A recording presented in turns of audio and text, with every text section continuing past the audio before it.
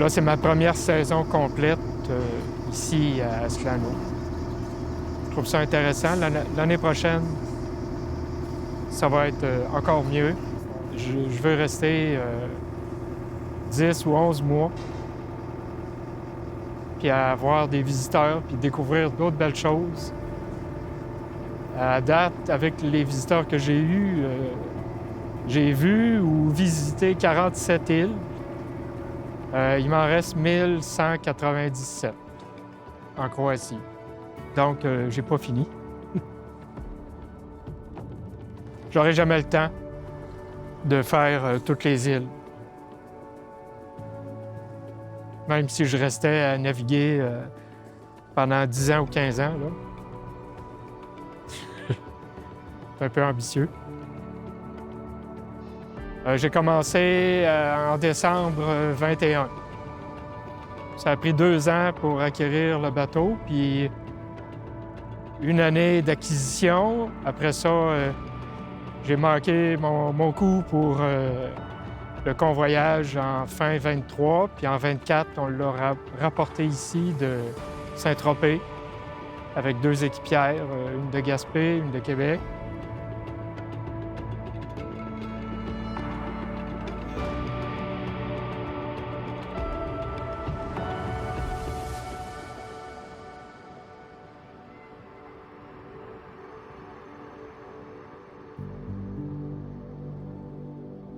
Il y a sûrement beaucoup de monde qui y croyait pas, puis qui se disait, bon, c'est un beau rêve, mais à un moment donné, il va se rendre compte que c'est réaliste. Il y en a sûrement, là. Mais ils me l'ont jamais dit. Ils ont eu la prévoyance de ne pas essayer de me décourager. De toute façon, s'ils me connaissent, ils savent que j'ai la tête dure aussi, là. Je suis conciliant, j'ai un bon caractère, mais quand je décide de quelque chose, j'essaie d'aller jusqu'au bout. C'était l'élément le plus complexe à réaliser dans tous mes projets. Le chalet, il sera fait quand il sera fait, là.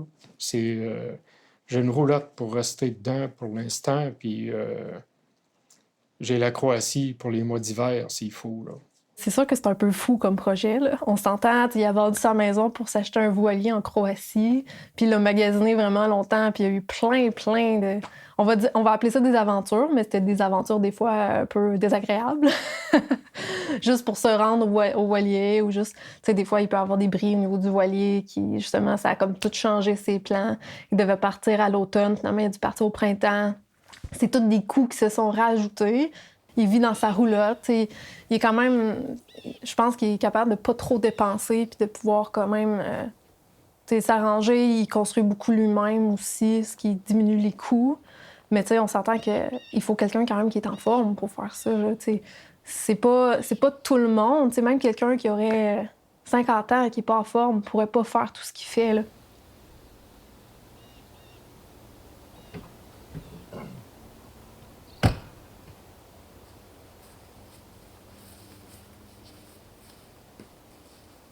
Avant de parler de notion, de rêve, il faut parler de quelque chose qui est plus basique, là. C'était... je suis malheureux dans mon paradis que je partage avec personne. Donc ça m'affectait, ça faisait très longtemps. Pourquoi avoir une grande maison puis vivre seul dedans? Donc, moi, j'ai décidé qu'avant de devenir un vieux grincheux, là, il fallait que je change quelque chose. J'ai vendu la maison avec partie du terrain. J'ai gardé 1,5 km de boisé derrière. Puis à ce moment-là, moi, je pouvais me permettre de dire, OK, je vais acheter un voilier à l'étranger. J'avais pensé même aux Antilles. Ce qui me faisait peur aux Antilles, c'est les voiliers qui sont pas chers et qui sont une résultante d'un ouragan. Ils ont été victimes d'un ouragan. Des fois, ils sont réparés rapidement et vendus à un bon prix. J'étais craintif de ça. J'ai regardé en Croatie où 25% du marché mondial de location de voiliers se fait.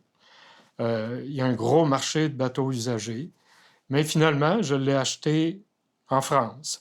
Ça a été plusieurs étapes, des négociations, beaucoup de voyages qui m'ont permis de rencontrer des gens de partout sur la planète. En naviguant avec Michel, j'ai pu voir l'envergure du projet. Là. Comme tu dis, ça s'est planifié sur des années, hein, la vente de sa maison. Et ça a été plusieurs étapes.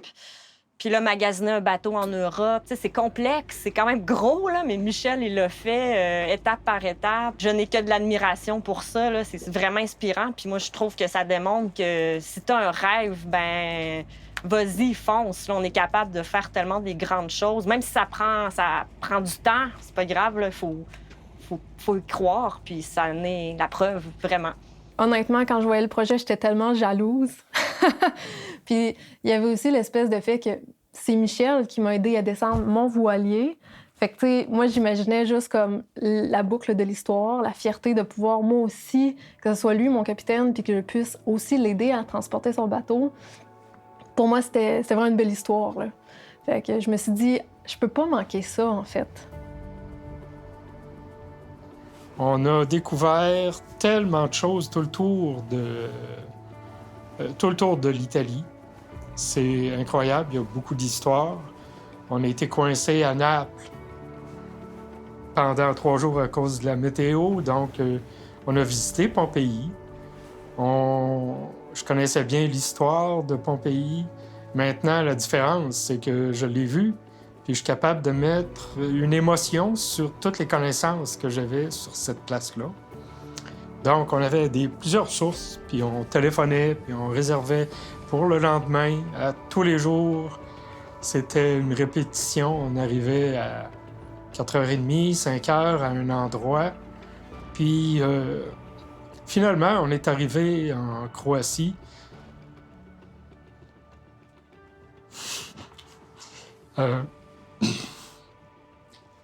Ça faisait 4-5 ans que je travaillais sur ça.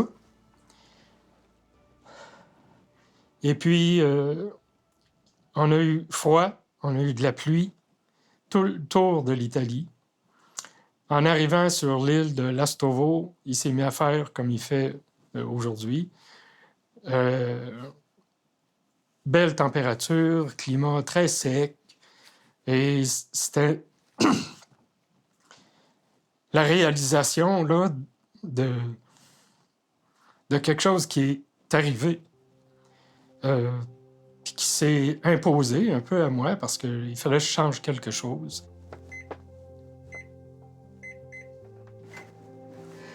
Il y a des fois, le matin, je déjeune, je vais travailler 3 heures dans la forêt ou sur le chalet, puis après ça, je peux pas continuer comme ça, à ce rythme-là, pendant 7-8 heures. Là, c'est trop fatigant.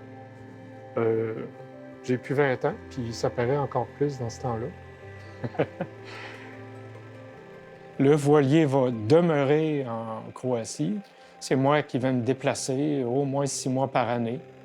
Puis ensuite, continuer à travailler à la construction du chalet sur le terrain que j'ai gardé. Il va être alimenté par des panneaux solaires. J'ai déjà une toilette à compost.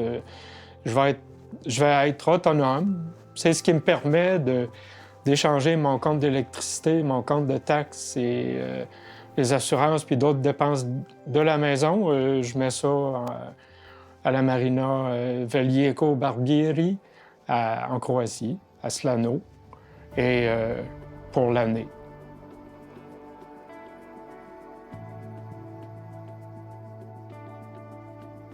Là-bas, juillet-août, c'est pas une très bonne idée.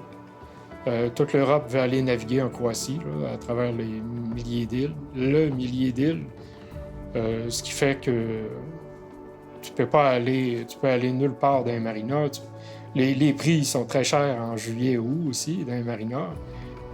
Les gens que je rencontre, on se parle souvent dans les autobus, dans les avions. Les jeunes sont fascinés par le cheminement que j'ai décidé de faire pour régler un problème qui était personnel, que quand tu es malheureux, il faut que tu changes quelque chose. Donc, maintenant, je suis mieux. Je suis tellement occupé que j'ai pas le temps d'y penser.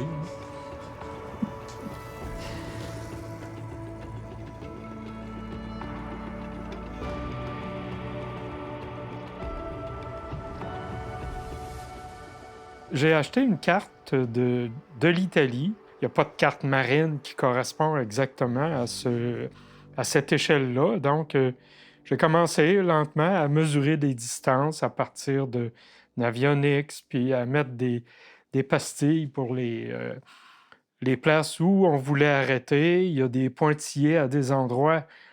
Ça aurait été un plan B ou c'était le plan A avant. On a changé d'idée à cause de la force du vent, le Mistral en France. Cette carte-là, je ne pensais jamais l'utiliser autant que ça. Maintenant, tous les points verts ou bleus sont des endroits où on a arrêté. Puis ici, avec les coordonnées géographiques que j'ai transposées, ben, c'est le port d'attache du voilier pour les prochaines années. Ah, c'est tellement de milles nautiques parcourus, tellement de marinas, tellement de beaux endroits. J'en reviens pas qu'on ait fait ça, en fait. Pour de vrai, là, je suis comme... OK, on a navigué tout ça. Ouais, on peut être fiers de nous, là, Michel, je pense, parce que ça n'a pas été facile, hein? C'est pas de la croisière de plaisance toujours, là, quand même. Il y a des moments où on a eu froid, il y a des moments où on a eu de la grosse vague, il y a des moments où... ça n'a pas toujours été facile, mais on l'a accompli quand même. Et j'en sors vraiment grandi de cette expérience-là. Et c'est grâce à Michel qui m'a accueilli dans son projet, qui a accepté que j'en fasse partie. Sur le bateau, il faisait tout, là. Il nous aidait avec les pendilles, il forçait comme un bœuf sur le génois, que c'était plus difficile des fois à dérouler. Il est très fort physiquement, puis c'est ça qui lui sert, selon moi. Il est actif, puis il est toujours stimulé intellectuellement. Puis il se stimule intellectuellement. Il se crée plein de beaux projets, puis je pense que c'est la recette pour être heureux, en fait, là. Puis de pas juste se limiter à « Ah, j'ai cet âge-là, fait que c'est peut-être pas une bonne idée, je vais peut-être me faire mal. » Mais c'est justement en restant actif que tu te fais moins mal. Fait que... Non, moi, j'aime vraiment beaucoup sa philosophie, puis c'est d'ailleurs pourquoi c'est mon ami. N'hésitez pas à faire des choses qui paraissent pas naturelles. L'essentiel du projet ou du rêve, c'est ça. Il peut évoluer en cours de route, là, mais faut pas arrêter. Surtout pas arrêter de penser, puis d'être actif physiquement, mais pas arrêter de se mettre des défis psychologiques, puis apprendre des nouvelles affaires encore.